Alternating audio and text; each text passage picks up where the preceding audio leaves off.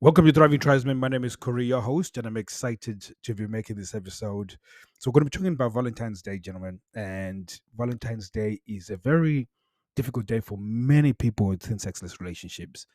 And it is made worse because a lot of you guys have put this date as the day that you're entitled to sex.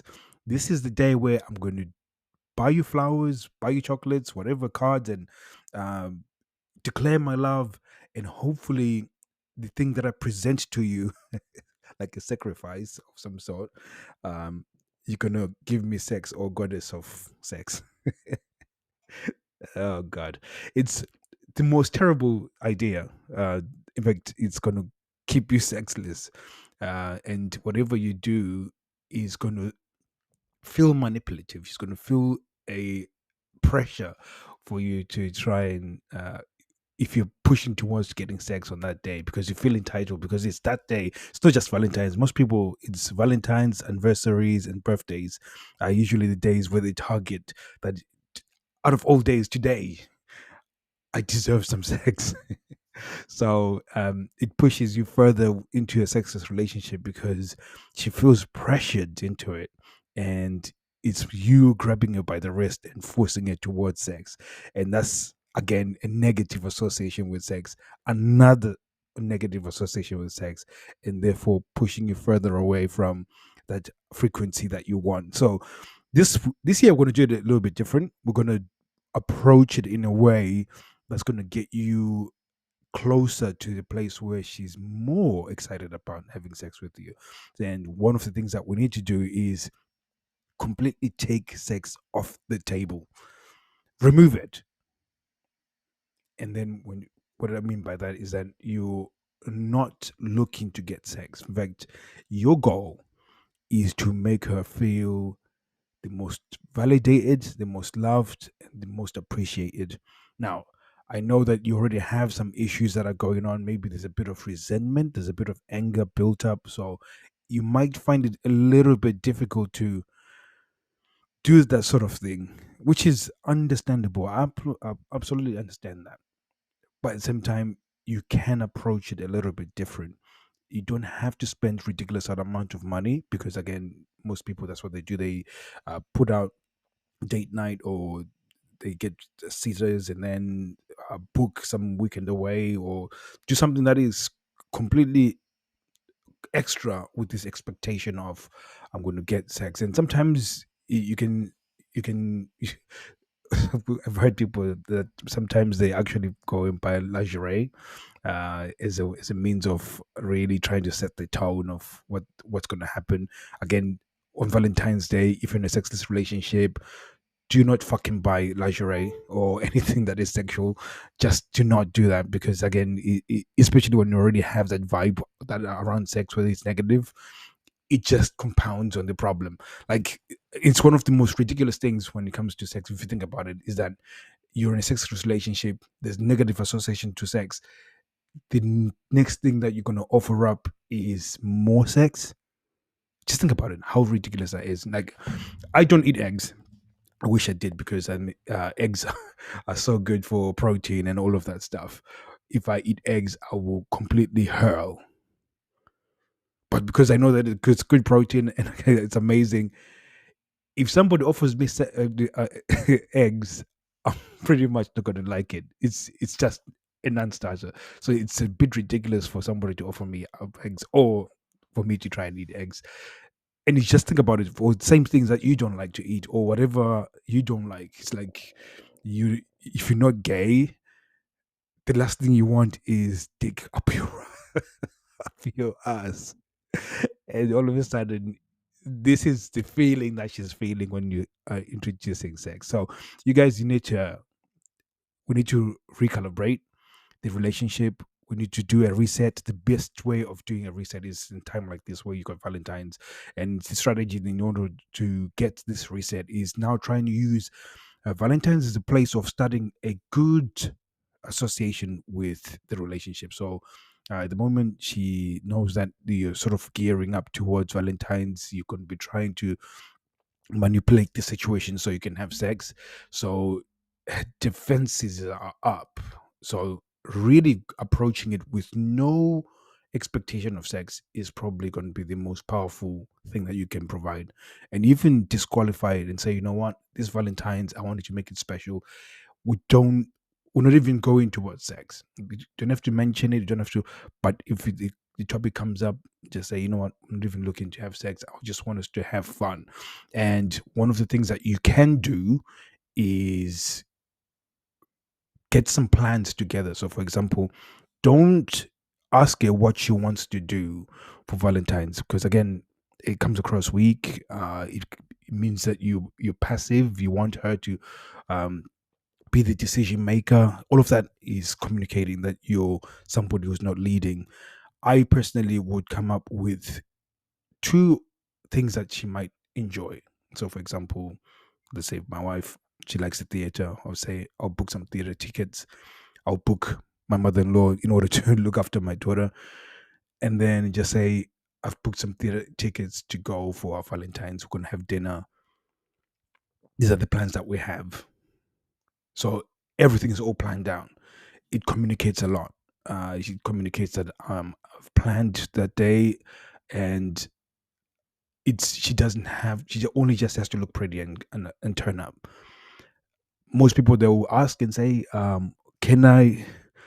Can we do this, or is this what you want to do?" So again, this puts pressure on her to start thinking about what you guys need to do, and when she does do that, she just sees you as somebody who is low value, and again it communicates that you're indecisive, and therefore she's unattracted by that. So you have to try and make those plans and then offer up those plans, and you don't have to I think most people they consider that okay, maybe she might not like the plans, therefore I need to check in with her. And if you feel like you have to, then you've already lost the game at that point. You have to mm, be able to make plans. She has to come to them, and if she doesn't enjoy, that's just part of the story. That's just part of what you can say. Oh, you know what? I was off the mark on that one. I thought we would enjoy it, but it is what it is, and be able to own it and be comfortable with the fact that you've made those plans and it is gone. The outcome should not matter.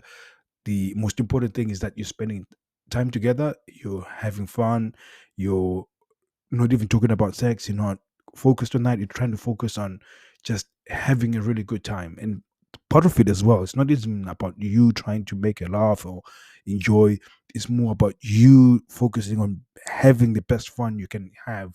Self amusement is probably your best friend at this point. That how do I make myself enjoy this? How do I make myself have fun with this? In fact, last week was a few weeks ago, I was speaking to a client. And I said, most people think about being funny when they're now in a situation where they need to be funny, and they're stifled because all of a sudden you're trying to force it. Your mind is not thinking that way. So your mind, like again, it's like game day. You have to put it in a place where it's thinking funny. So when you think funny, then it's easier for you to operate in funny. So generally, I actually watch films that are comedic. Sometimes I'll watch them over and over again. So one of my favorite films is Waterboy. Like I can watch it for back to back and just still enjoy it because it's ridiculous and it's funny. But the the reason why I enjoy it is because it just tickles that funny bone. And then when an occasion asks me to be funny, I can transition easily into being funny. And therefore, and again, it's not funny as in I'm trying to make the other person laugh. It's because I'm just going to find myself amusing because I've got that same mindset of, you know, self-deprecating or whatever is funny. So again, it's not just that, it's stuff like Free Guy is another film I like to watch. Completely silly, stupid stuff like that. And I know for most people, Happy Gilmore is another one I like to watch. I like a lot of other Sandler films because it's so silly. But again, it's tickling that funny bone because I'm in that mindset. I can transition easy into funny and self amusement, which then creates an environment which is quite funny for my partner, for anybody. And Usually, when she looking at me, she's thinking, "You're so silly," but she's loving the fact that she's around me when I'm being silly, and it relieves a lot of stress. It relieves it for a moment. You forget about being parents and life and so on because you're taking that moment to enjoy a good experience. The byproduct of doing that is that it then opens the door for us to be into attraction and seduction. So you see why it's powerful that when you come to Valentine's, you're not focused on sex, you're focused on the fun bit. And so fun bit, in fact, I'll backtrack a little bit. You're focused on making a good making no, no, making a decision on what you want to do. That decision is not based. The outcome is not what's going to make it good or bad. What's going to make it good is the fact that you've led her to that place. You've not asked for permission to book a place. You've actually booked the place without her, and you say, "I've got a surprise for you." This is how I would frame it. I've got a good surprise. I've got a surprise for you, and not say anything. Just get dressed in this and that, and I would try and even pick out several outfits and say, "I would like you to wear such and such." And if you can, send it towards a hairstylist if you know her hairstylist, for example. So like I've booked in your hairstylist, obviously within um your logistic stuff, if it's possible to do so. And then if it's maybe a fix that fact that maybe she's free on some of those days, say I've booked for you for a facial, or I've booked for you for spa treatment, and after the spa treatment we'll then go to this place, and then you've got several things that are planned out that on that day she's got good positive associations with being romantic and love, and you capitalize on that, and when she comes around you, you're focused on fun, enjoying and dating her again, and therefore she's going to like you, and more than likely have such a positive experience.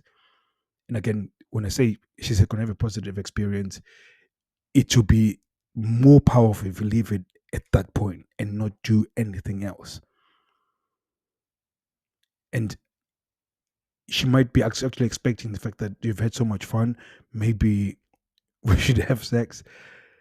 Because saying no at that point is extremely powerful. That's when you are absolutely snatching the biggest power moving forward. Because then you would have made the day so amazing that she's almost feeling obligated to have sex with you. And you saying, "I know that this was an amazing day. Today, let's just leave it to where it is, and then we can progress with sex another time." That is going to be extremely powerful because it's going to redefine what sex is for her and for your relationship. And as you move forward, it's going to be extremely powerful in the sense that you've allowed that excitement and entertainment or whatever you've done with that day, which is a good reference experience for her. It's going to be the beginning of the opening of attraction, seduction, and for you guys to transition into that pretty easily. So hopefully that makes sense, and that's something that you guys can implement. I thought I would make this episode now so that you guys can really, really have an amazing Valentine's Day, because I know a lot of you guys have been looking at this date and really eyeing up as this amazing day where you're going to have loads and loads of sex, which is absolutely the wrong way of looking at it. You should be looking at it as this day where you're going to have the most fun together and really have a good relationship, or at least a good reference for a good relationship. So thank you very much, guys. I'll be speaking to you guys soon. Take care.